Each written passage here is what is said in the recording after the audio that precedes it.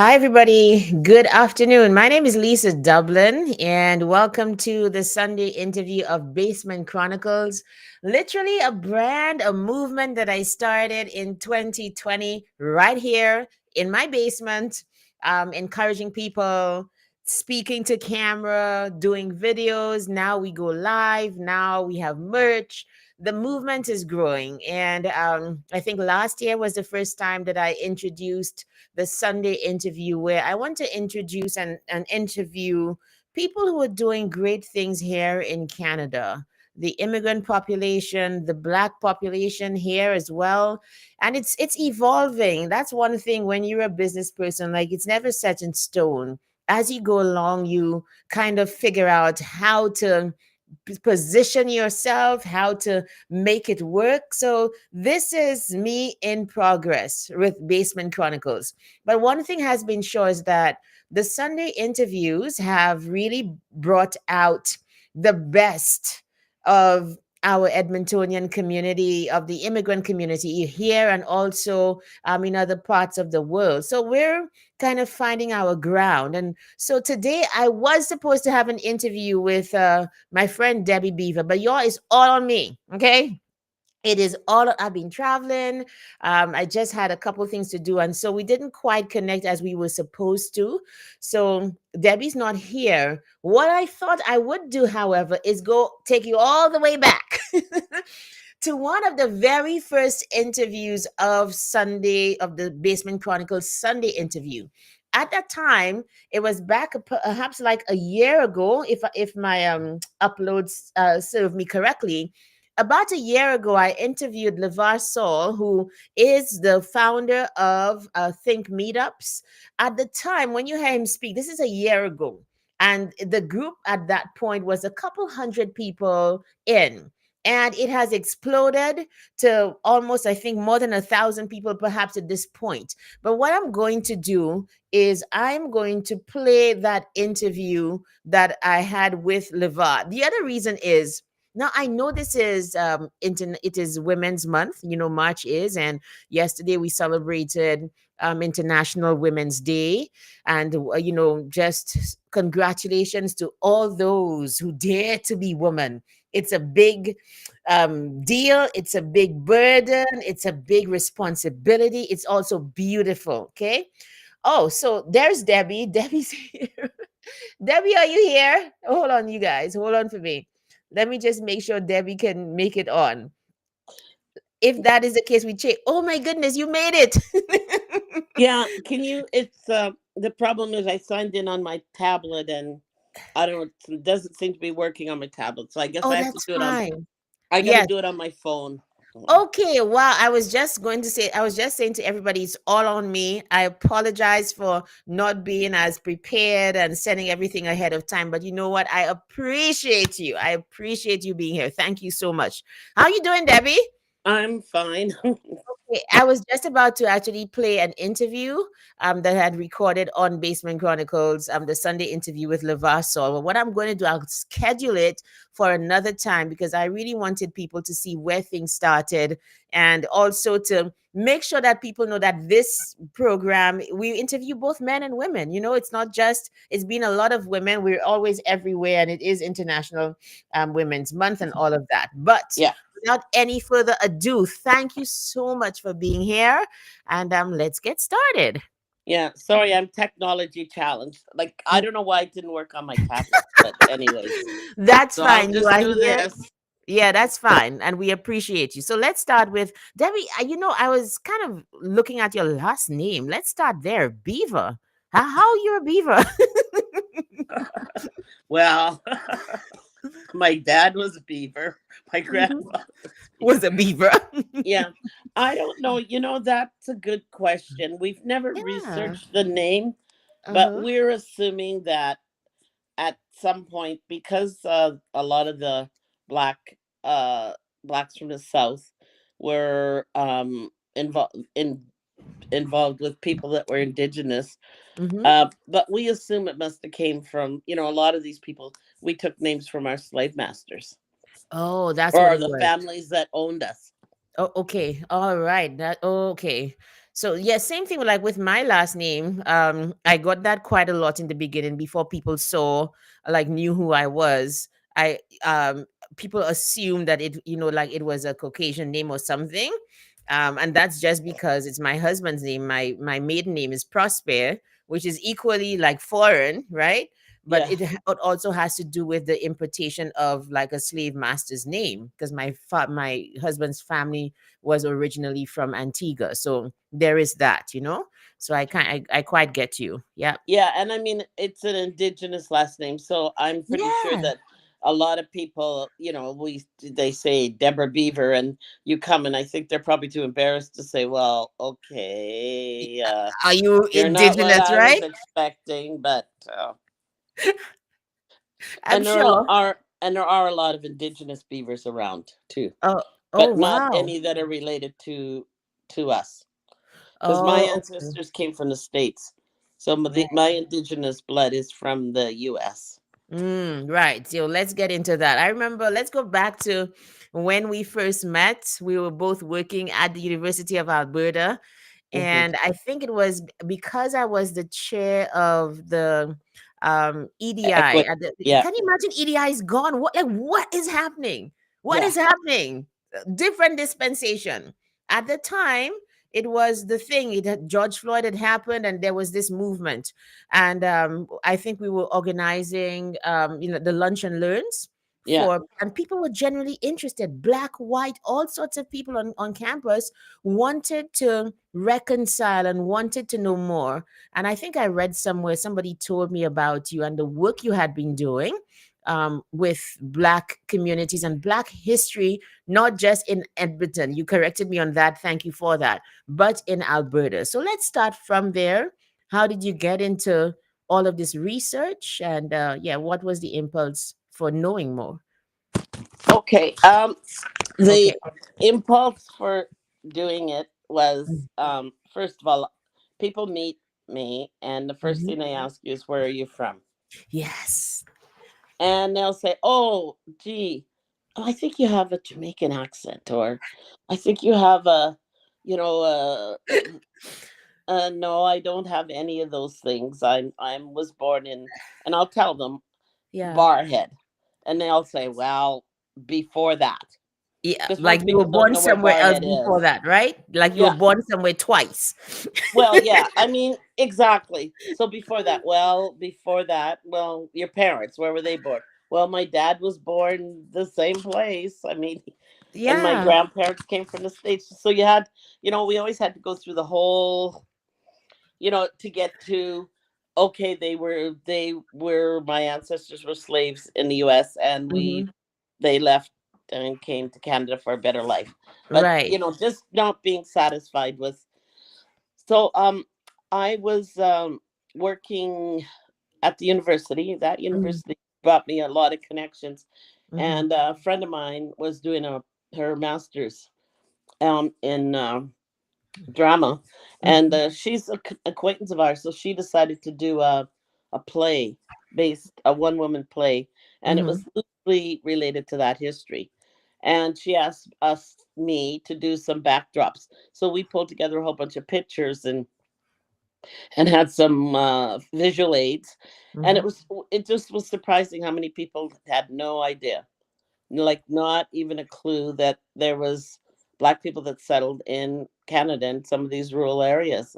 And that's what kind of got myself and three other girls that were descendants of these pioneers or settlers that came from the States. We formed a nonprofit organization in 2005, and Hmm. we've been putting along ever since.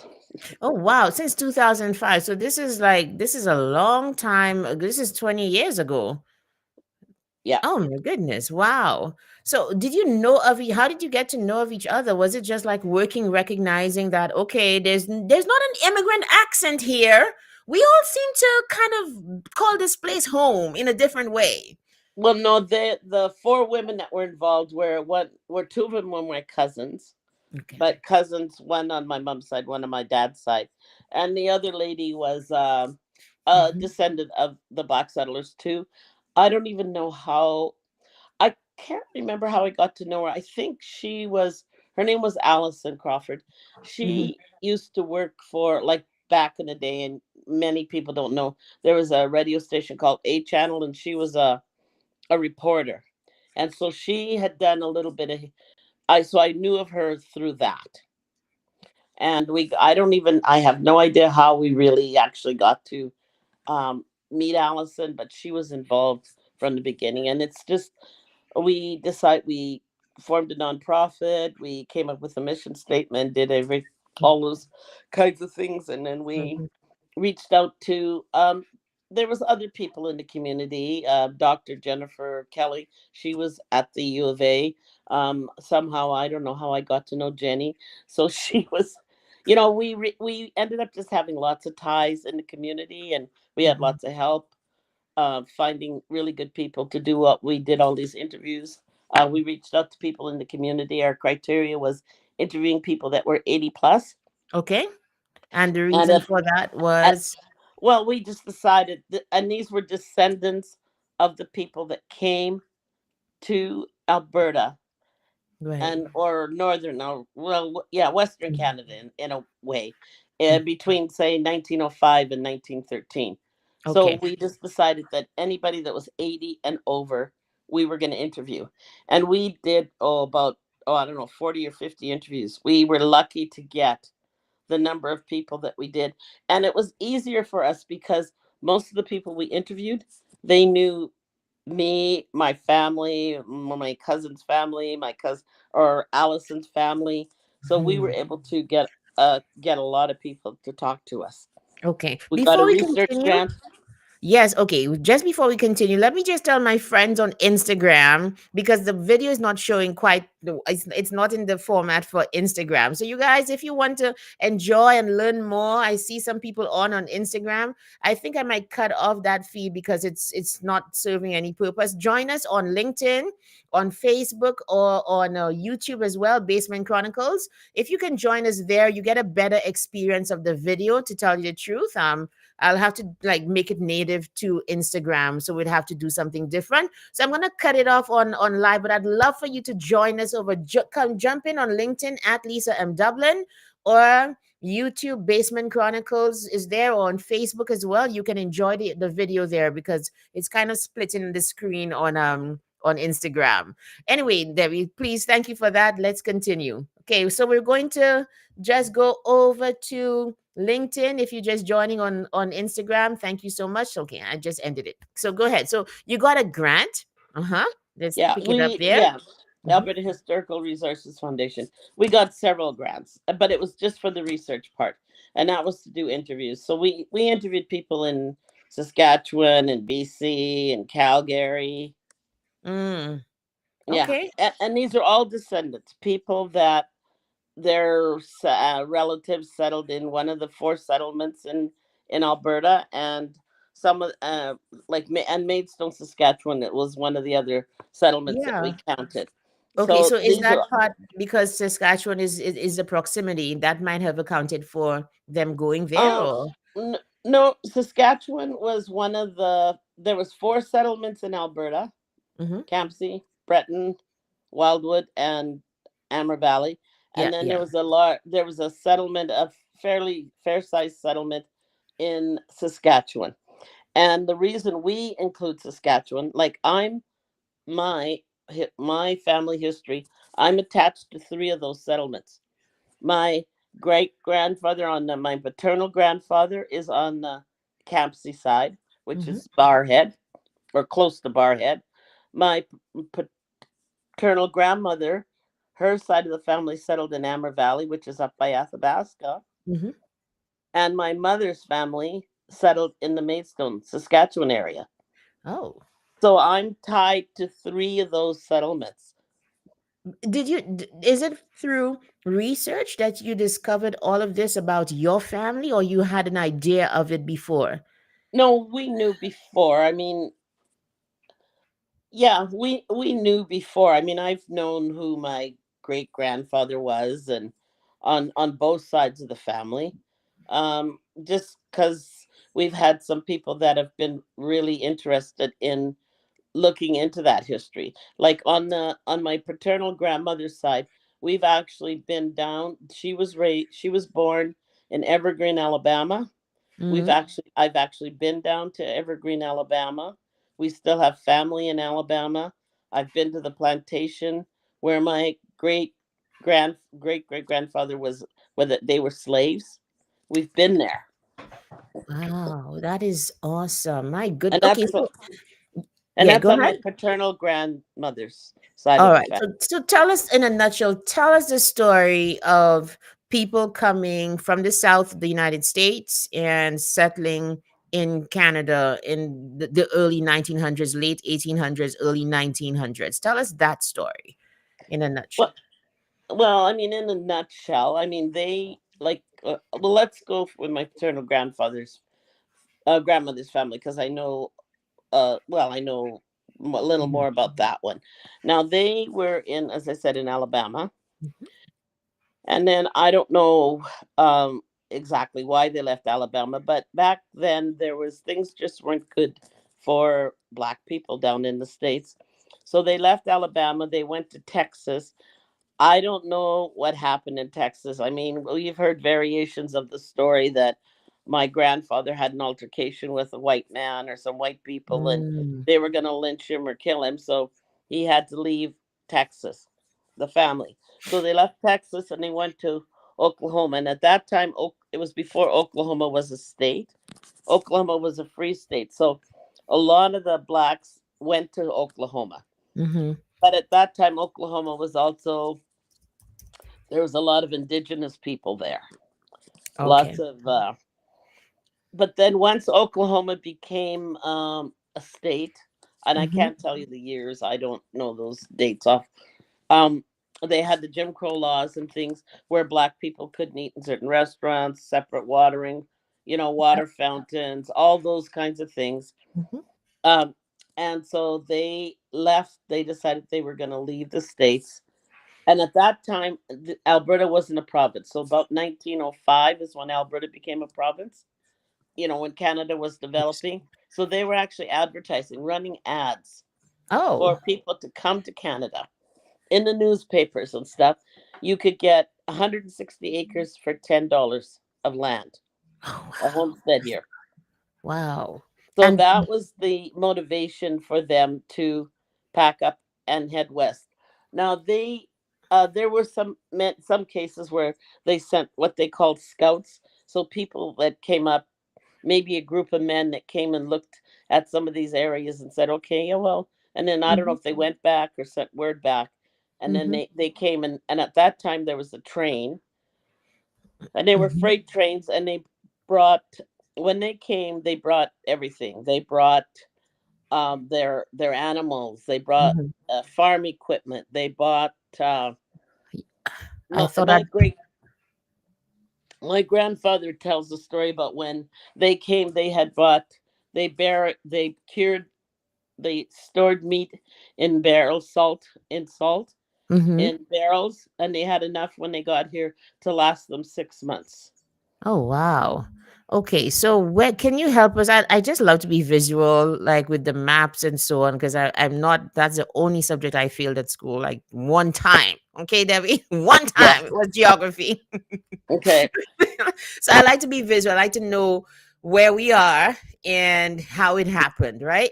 So your people, basically, you're saying this is Oklahoma here, this is Texas here. How on They earth can. did So you? Alabama is. Yes. It was The map is small. south. I can't see it. But Yes. anyways, they Oh, started in Alabama and uh-huh. they went across to Texas. Okay. Yes. And then they went to Oklahoma. And then Mhm, as they made their way up to mhm, the Canadian border, mhm. I used to read these stories and I used to wonder, well, Uncle so and so was born in Iowa, and Uncle so and so Oh, was somebody else was born in. So they were born like on that trip, and how long that trip yes. took, I don't know. But most Right. of them came through the border in Emerson, Manitoba. Oh, okay. So, So right. yeah, Yeah. so they came. I guess at that time there was only certain border crossings. So Mm-hmm. either they came at Emerson, Manitoba, Mm-hmm. or they came at White Rock in BC, and Okay. the restrictions were very stringent. Mm-hmm. They had very strict medicals. They had to have a certain amount of money. My Mm-hmm. great grandfather, the same man that I was talking about, one of their kids, and they had about 12 of them. They Mm-hmm. had a whole bunch. Oh my goodness. It's a Okay. big family. When they got to the Okay. border, the one son had a broken arm. Yeah. The arm was in a cast, and he wasn't allowed to bring that child across the border because the Because of. child wasn't 100% healthy. So he sent his wife and the other children. They crossed over, Mm-hmm. and he went across the from Emerson. He went, so Emerson is kind of I'm trying to above pull it up. Mount Yeah. Montana, kind of. Yes. Sweet. Yeah, Okay. because you go up into Manitoba. Emerson's in Manitoba. Mm-hmm. So he went across. I think it took him about a year to get. He went across, and I guess he worked doing odd jobs with his son, and then Mm-hmm. he ended up going across the border in White Rock, BC. Okay. But it took him about a year, Yeah, and because they're then coming from all the way south and coming upwards, right? yeah, Yeah. Oh my goodness. yeah, Wow. can you imagine? I mean, it was a long journey, and then when they got here, they were allotted these plots of land in rural areas that were secluded.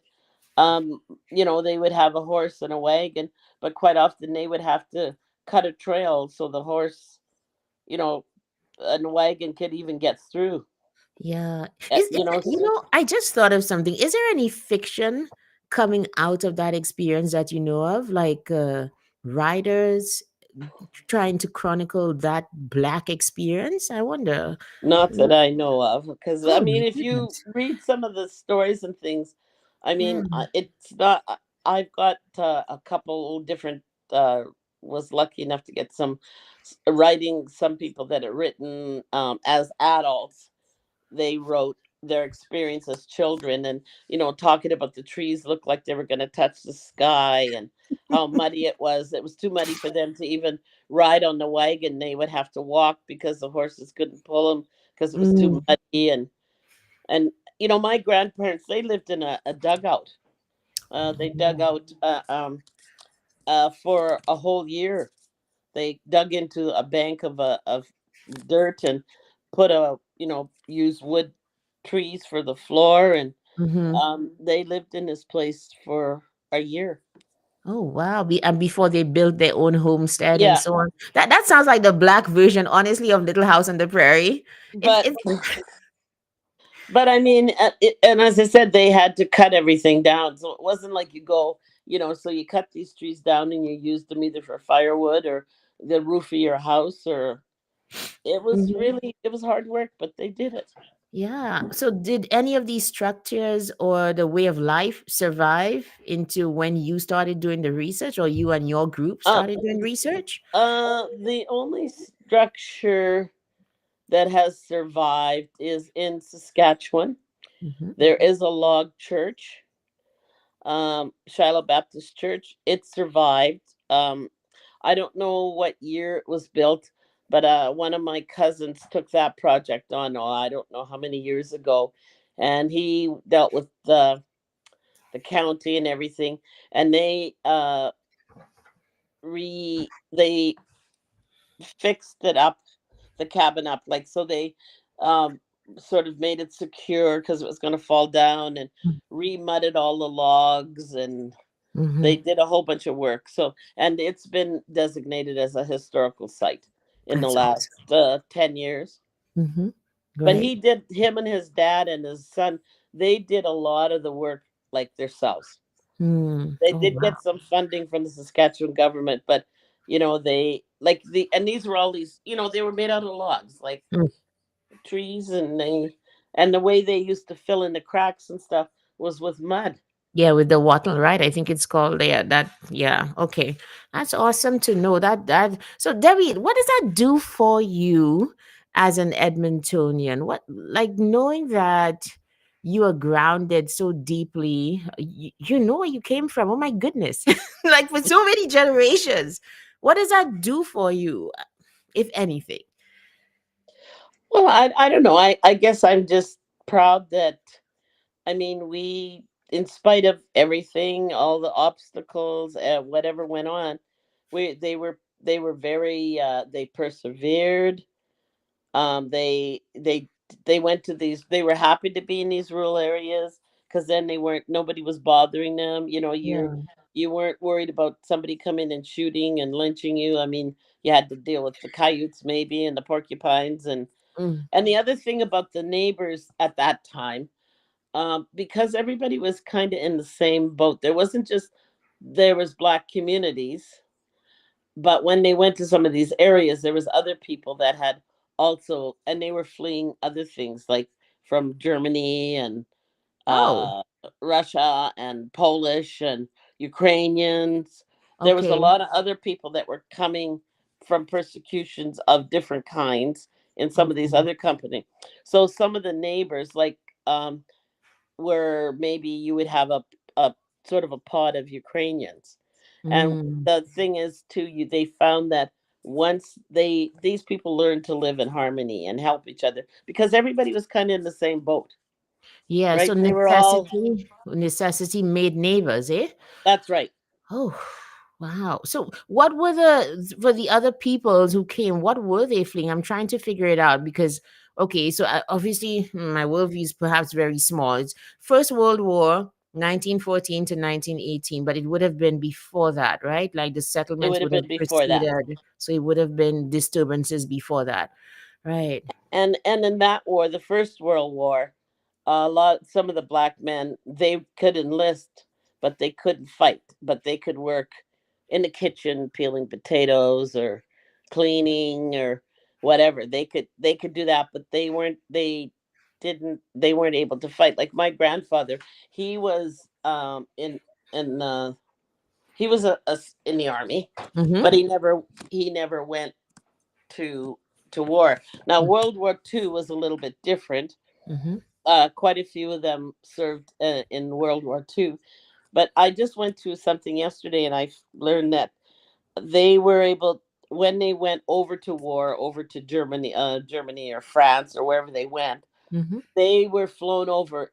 They were segregated Mm-hmm. when they went over there. But once Okay. they got to wherever they were going, then they were able to fight like all together. Okay.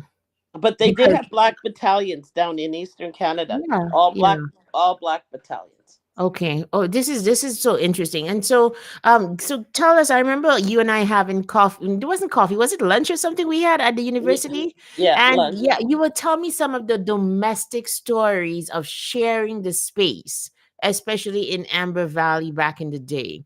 That because of necessity, your neighbors were who you relied on out there. Okay. Hmm. And do you think that has contributed to how descendants from especially Amber Valley have shown up in modern day Edmonton? People like you. Um, yeah, I guess, as I It's a said, very because we were so isolated in many ways. You just learn to live with your to work with your neighbors. I mean, you planted gardens, and if you had too much, you shared with your neighbors. I Mhm, know a lot of them, if they had quite a few indigenous people living around them, they learned a lot of things about the indigenous way of life too. mhm. So back then it was, I mean, there wasn't segregation, so to speak, but there was, like, Amber Valley they didn't have a separate school. All the kids Oh. went to the same school. In Mhm, Wildwood, because there was a fairly large population of blacks. Like, I don't know, that was the bigger settlement. They had a school that wasn't segregated. Now Barhead Campsie was mhm. a small one, and we had problems with the school because there were so few of us. Oh, oh And wow. my aunt and a few other people, they were held out of school because the guy that was the schoolmaster didn't want black children in the In class. So my aunt didn't go to school till she was maybe 8. Oh my goodness. Because because of the they segregation. well they decided they were going to build a separate school for them, Yeah. And and did it they? took oh well it Mm. only took about 15 years. Oh my goodness. Wow. Wow. And then once they did get the school built, what happened is it ended up closing down the other one because Mm. of all the immigrants in the area. Like there was Germans and Yeah. Polish, and there were some English people, and the school was new and it was closer to a lot of where a lot of the people lived. Mm. So a lot of the people, once they built the new school, they ended up sending their kids to the new school. So we laugh and call it was the first segregated integrated school in Exactly. Alberta. No, that's necessity again, right? Necessity. They tried to do it one way and it just didn't work, which is a good thing. So, And so Debbie, how would you say you grew up? Like you grew up in Amber Valley? no, I grew up in Okay. Campsie. Campsie. Okay. You Well, grew. actually, I grew up in another little community close to Oh. Campsie called Taggart Lily. But I Mm, mean, the Campsie is the community that gra- this is my paternal grandfather be on the Beaver side. He had two homesteads. And his son, my grandfather Walker Beaver, farmed one of the homesteads, and the other homestead that he had, and I don't know how he managed to have money to have two, mm-hmm. was the one that, and it was about, well, it's miles. It's maybe 15 minutes away, 10 or 15 minutes away is where I was raised. And that would have been on my great grandfather's other homestead. So my dad farmed that. Okay. So, and you went to school there, and Yes, then there was a okay. school out there. We were the only black family. There was no other black people around us. I was raised in a white community of So farmers. okay. So here's a question. I like to call the questions, um, inquisitive questions. Did you feel black? Like what did it mean to you to be black? Yes, Edmonton. Like yeah, but Well, we knew we were black. It's just it wasn't something that when you're living on a farm in a, I mean, you're self-contained. yes. I mean, we until you get on the bus and you ride the bus to school, and then you come home, and our lives were normal. You did chores, you milked cows, you fed the chickens, you did. We were engaged socially. We were involved in church. Mm-hmm. We drove to town and went to church again. We were the only black family. We were involved in 4-H, which is something that Yeah. they do in the country, with kids with animals and stuff. We were Mm-hmm. involved in 4-H. I don't know. It just never occurred to us that we were the only blacks. It's just the way it was.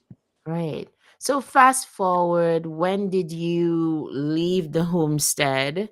And yeah, tell us about that journey, physically and also emotionally, if there's anything there. Well, I graduated a long time ago in 1970. Okay. And once I graduated from high school, unless you wanted to stay on the farm, and I did do some volunteer work out there. I volunteered in the hospital as they used to call them candy stripers. Mm, Go and you could volunteer to help in the hospital, serve meals, and do that. So I was able to. I was fortunate enough that I was able to volunteer because I could drive mm-hmm. a stick shift truck, Mm, across the muddy roads. yes. Did you have a license? It's Yeah, one I thing mean, to we learned on the standard. I learned, we learned to drive on tractors yeah, and so did I. Oh trucks and. wow. Oh my But goodness. anyways, so 1970, I came to Edmonton. I was lucky enough to get a job, and I've been fortunate enough to be able to work, and kind of the rest is history. I've had a number of different jobs, and I did a nursing, a Mm-hmm. licensed practical nursing course. So I did that course. And then I lucked out and got on at the university, Mm-hmm. and I worked there for 30 years. I also worked, while I was working, I pursued a bachelor's degree from Athabasca University in business administration. Mm-hmm. So Okay. So here's one of the things I remember. Sorry, I'm just making sure I put your last name so that if anybody's just joining us, they know exactly who we're speaking with. Thank you. Okay. Debbie, one of the things I remember from my conversation with you, and this was perhaps at the height of, this was after George Floyd, and Leonis is here. Hi, Leonis says good evening. We have some viewers here enjoying the chat and enjoying our interview. um, One of the things that struck me as an immigrant coming, into the society, dealing with all of the things, good and bad, was your different experience. I remember one of the things you said to me is that um, you don't share some of the experiences of, if I may be blunt, racism. Yeah. Yeah, let's talk about I know it's a kind of touchy, whatever, but let's go there for a little bit. Yeah. Well, I don't. I mean, of course, I experienced it. We experienced it. I experienced it in school. um, Mhm. not yeah. One year we because we were on the farm and stuff and involved in other things. I never really experienced it much until we had some incidents at school, but Okay. back then we were able to look after ourselves. I mean, there might have been a little physical Oh, abuse really? going on. Oh, Oh, some of these guys, you had to put these people in their place. are you But sure I you don't do, have some immigrant kind of roots there? This doesn't sound Canadian. but I find that the people that were the ones that were being the bullies or whatever, Uh-huh. they were some of the kids that were like Mm, really poor kids, really, and so maybe some of the kids would pick on them. And so in order to get the kids off of them, they'd put yeah. them on me. And I was the oldest one. So my experience, and if you were to talk to my younger brother, they're like night and day because he wouldn't Mm, have had any of the same kind of experiences that I would have had. And I have three, two brothers and a sister that went to the same school. And they had a few, I don't know about Paul and Kenneth. I know my sister had a couple problems, but we could look after ourselves. But there was a couple other guys that were kind of the enforcers, and they mhm. kind of protected my three younger siblings. So people didn't mess too much with those three because there was these other guys that were kind of bullies. So, Were they so black? no, no, they were white. Oh, okay. We were Wow. the only black family. There was no other black kids. But then my experience, once I came to the city, I was able to get a job. Hmm. Um, I worked at Woodward's in retail, and probably most people don't know Woodward, but it was a Woodwards. retail store Hmm. downtown, and I worked as a cashier, and that was a place that I experienced some racism because you're working on the front line in a Yes. grocery store, and you had people coming in. They didn't want you to touch their food, and I'm thinking, Mm. well, don't go through my till, go elsewhere, and you know. Okay. Well, So so how that do you? was. Hmm? No, go ahead, please. Go ahead. But I remember there was me and another girl. She was from Grenada, and if Mm. if if we could work together, like she bagged groceries and I was the cashier, and sometimes people would come through and they'd be saying, "Well, can that little black boy come and carry my bags out?" And we'd say, oh, I remember one lady, the supervisor. Somebody came and asked her, and she says, "I'm sorry, but we don't have any black boys working here." Oh my goodness. What are you talking about? The Grenadian girl? Yeah, well, the two of us. But Oh I mean, wow. at that, we were lucky we had a manager that actually stood up for us. That was very, very, it wasn't a common thing. And he basically told this particular customer, if you don't like my staff, then go shop somewhere else. But Oh wow. that didn't happen very often. Mm. And then other than that, my only other experience I would say is because I worked in healthcare. Mm. So you got a lot Yeah. in Yeah. healthcare, lots and lots of pushback. Yeah. I and was. I. and you still get it. It's still there in healthcare. I mean, Yeah. other places too, but healthcare is it's alive and well. Okay, all right. Last night actually, the When African Women Talk group had their annual, Black, not Black History. This one would be Women's Day Yeah, yeah, celebration, and the keynote was from a doctor who she owns compassionate care. I don't want to mispronounce her name. Somebody can perhaps tell me, but she owns a huge establishment here in in the city called Compassionate Care, originally from Africa. And she was just recounting her own struggles through the system, especially in healthcare, as a doctor, and how she had to start and the kinds of, as you said, having patients, who need her say, I don't want this person to touch me because she's black. Even though they're on the bed and they need care, they would opt to wait for somebody else as opposed to having her yeah. provide the care. So I guess Alberta has come a long way. Is that it? Or we have a long ways to go? Well, how is the I glass half full or half empty in your opinion? Like, I think we still have a ways to go, but over all my years of experience, and I mean, I still get it sometimes. If I go in there, and they say that they don't want me because they want a white nurse, I say no problem, because I mean, and go out and laugh my head off because there ain't very many white nurses.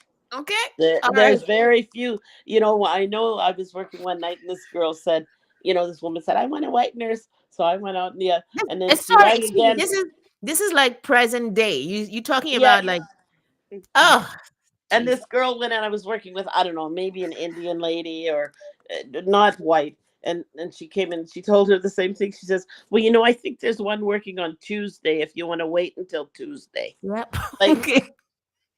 because so it depends on, but you're right, they don't want you to touch them sometimes. I mean, and back there was a time when I would try and persevere, but now the way I am now, if they don't want me to touch me, if they don't want me in their room, it's fine. How is that fine? I'm so sorry. Like how? It's fine for me. I'm not going to go fight with you to Yeah. so that I can do whatever you want to do. Because if you don't want me because I'm black, that's okay. You wait until somebody that maybe will suit you better might come along. Maybe Yeah. not that, but that's your And choice. and then what do you do with yourself after that, after those experiences? I'm so interested in hearing it from somebody who's lived here, like Um, it used to bother me, but it doesn't anymore. Because I mhm. just look at it as, people are ignorant, and it's just the way it is. It's not something that I go home and I feel sad that there's still racist people out there, because there are. Mhm. Um, I think that many of us that are here, we've achieved a lot. We're educated, we work, we're paying taxes, we're not a drain on the system or anything like that. And Mhm. for people that are still racist because of the color of our skin, I feel sorry for them. But we have to move on and move Yeah. forward. Just move on, move forward. Just like shrug it off, shake it off and move forward. Is that your I went to this church service in Halifax, years ago, and mhm. one of the things that this lady minister said, and it always resonates with me, is she said, "Press on." Yeah. Press on. Yeah. Some of us get burnt out, but I like that press on in terms of it's probably always going to be with us, but what are you going to do? You're not going to pine over it or not achieve everything that you have to or let somebody else define you. That's just not an option, is it? It's just not. Yeah, I mean, yeah, we just have to keep moving forward. Although the way things are going now, it feels like we're going backwards. But anyway, Oof, let's not even go there. There's a lot yeah, going on. Okay, so and I want to go to when you travel to the States, and we're kind of winding down a little bit. When you traveled to the States and you met your relatives down there, did you notice any similarities or differences? And was it between culture or, I don't know, race or something? well, there's definitely differences because their rate in the states, and especially in the southern states, it's just a different. I don't know, mentality. Like I was just down in Oklahoma this past August Mm. visiting an elderly relative. She's my grandfather's, paternal grandfather's last living first cousin, and she's 94 or 95. And she's lived in Oklahoma all her life. That's the Hmm. only place she's ever lived. And I don't know, something happened there, and she was talking about, that that's the way they treat you because you're black. Doosh. And it was something to do. She had a problem in her place and needed a new fridge, and it'd been up 3 or 4 days, and she still didn't have a fridge. And I said, "Well, to me, that's unacceptable, right?" And she says, "Oh, well, that's just the way it is, Mm. You're black, and they." So Yeah, well, what would you have it. done? What do you think you would have done? Well, I don't. I mean, I said to them, I said to her, "Well, I hope they." I said, "Hope they don't come when I'm here," because Oh. but anyways, they did come to do the fridge when I Uh-huh. was there, and she was kind of putting on the brakes because they didn't give her any notice and blah blah blah. And I pushed it through. I said, "I'll make sure that everything's ready so you can get it done." But it is different down there. It's very very different. And as a black Canadian, when I go down there, I kind of watch myself because we're used to just walking around doing kind of whatever we want. Whereas down there, you're cognizant that they don't see a black Canadian or a black Grenadian, or they just see black. Yeah. Yeah, and then that's a threat. Yeah. And Wow. so and as I said, it's just a different mentality. I know I have cousins in Texas, and my cousin's granddaughter, she's a Mm. lawyer. And she was saying one day, one of the daughters had a traffic violation or something, and the Mhm. police came to the door, and they all had to come out of the house at gunpoint For a traffic violation. in Texas. Okay. Wow. So we it's just different, and that's part of. And this cousin, she was born here in Edmonton. I have a cousin that lives in Vegas too. She was born here, went to school in Sherwood Park. She lives in Vegas. You see, she got that big purse on her arm. You know what's in there? A gun. Yeah. She's packing. She's backing, yeah, because you just everybody is.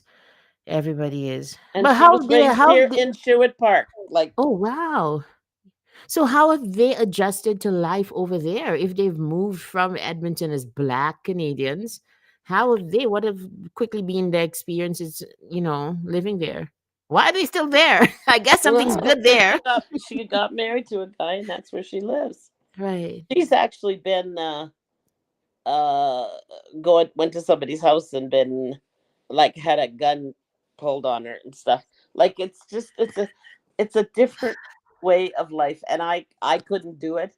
I know Mhm. my cousin, the same lady that lives in Texas, her daughters were living in Atlanta, and she used to go and visit them, and she said they used to sleep with guns under their pillows, and she said, like, she just said it just made her so uncomfortable. Uneasy. Yeah, I could but well imagine. But Yeah. you see, we're not used to that. We're So when you're asking about the differences, it's a very different, Gotcha. Yeah. well, way, yeah, how they think. I don't know if culture is the word, or, but it definitely is a different way of life for So, them. what do you think is more significant in determining how somebody shows up in life, culture or race, in your opinion? Because it's a curious, I'm very anxious to hear what you see just because of how you are positioned in life? Well, I mean, I can't. I would have to say for me, it's about race because we came from the southern United States. And did black people actually, did we have a culture? Mm, We had, there's ways of there's southern cooking and mm-hmm, a lot of that kind of stuff. Is that a cultural thing, or is that a south thing? Because hmm, it doesn't mean like the way they cook chicken and dumplings or mm, chitlins, or that might not necessarily be a black thing. That's a south thing. Or Okay. they like collard greens and, Yeah. pig hawks and that kind of stuff. Mm-hmm. That to me is more, well, I guess that's cultural, but it's not necessarily only black culture. It would be our experiences would be whatever the southern states. Mm-hmm. And then when you come here, I mean, my grandmothers, both of them came from the states, so some of those, that cooking stuff, they brought here. I don't do any of that, anymore, Mm-hmm. but they learned to cook. It's kind of like the people from the Caribbean and Africa too. You didn't have the best cuts of meat, and so you knew how to marinate and Chitlins. stew and, you know, do spices and everything to make it taste good. You didn't have to Mm-hmm. have ribeye steak. You took the tougher cut and Mm-hmm. and made it good. Right. Yeah. So it's like a toss up still. It's like a toss up because Yeah, because I like mean, sometimes as a Black Canadian, descendant of the Americans, I feel like we're almost displaced in a way, yeah. because I mean, I'm Black, you're Black, and that's what we have in common. But you're St. Lucia. I have no, Except no, a Jamaican connection somewhere. pardon? Except a Jamaican connection. Yeah, I mean, They're I about have Trinidadians in my family. I mean, okay. my cousins Uh-huh. are married to Trinidadians, Yeah. Jamaicans, as you know. One of my cousins is married to one of your relatives. Right. Yeah. Right here in Edmonton. Yeah, Oh my yeah. God. So And then here's the other thing. So you're Black Canadian, Black Edmontonian, well, Black Canadian, coming from with relatives from the South. My yeah. last interview was with Tanya Thompson. I think the last name. I hope I got her last name. But Tanya is Edmontonian, Black Edmontonian, but her family is immigrant from the Caribbean. Again, a different experience that I feel like it's such a fascinating conversation if we all come together and speak about what it means to be Black in the skin that you find yourself. It's different, and at the same time we have similar concerns, and just Yes.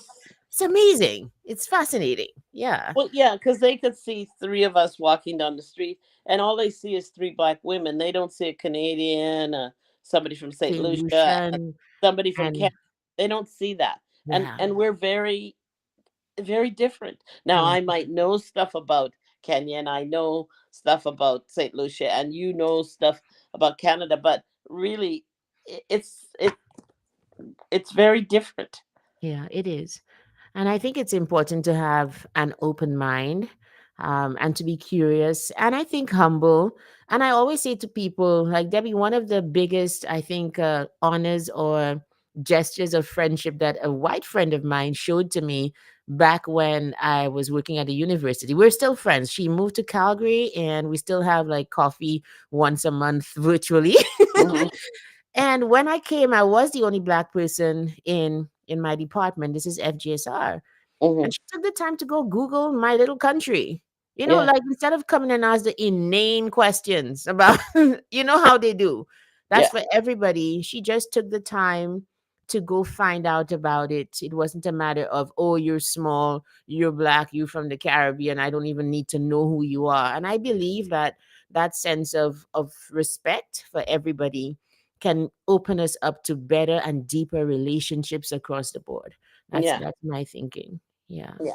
Yeah, so Yeah. it's that, and that's something that, because of the diversity now of the Mhm. diaspora, it's gonna take time for us to even pull ourselves together Yes. as Black people, right? To work Yeah. together and Well, at this inflection point, we're all Canadian. In light of what's happening even today, the Liberals are choosing a leader today, I think, and that determines whether, I guess, this existential threat of becoming the 51st state. Yeah, yeah, I feel like the immigrant experience there can serve all of Canada very well. In terms of how you meet a bully, like how yeah, how you face a bully. that fire and that fight, it Yeah. comes out in different ways and different peoples. We all need to pull together right now. That's my Yeah, thinking on it. that's exactly right. And I mean, it's and not just as but the country, like the Hmm. whole country, the all of Canada, and I mean, other places are sort of weighing into, like Hmm. Australia, and some of these other The places are UK. weighing in on it too. So Hmm. it'll be interesting. We're living in interesting times. Yeah, it's a great time. I think it's a great time. Always when there's outside pressure, that's when good things develop, as Hopefully. opposed to the peaceful time. So it's a great time to pull together and to understand what it means to be Canadian from an immigrant experience, from those who live here and are native Canadian like you. Yeah, it's a melting pot right now. So, Debbie, last question as we end is, I usually ask this question of it's not entirely related to everything we've been speaking about, the Black history in Alberta. This one's about you and just wanting to know more about you as a human being. And this is the question: what do you want to know that you don't know right now? Oh, what do I want What to do you want to know that you don't know right now? know? I don't know. I guess what the future holds For Canada or for for, Canada, for me as a senior citizen, and yeah.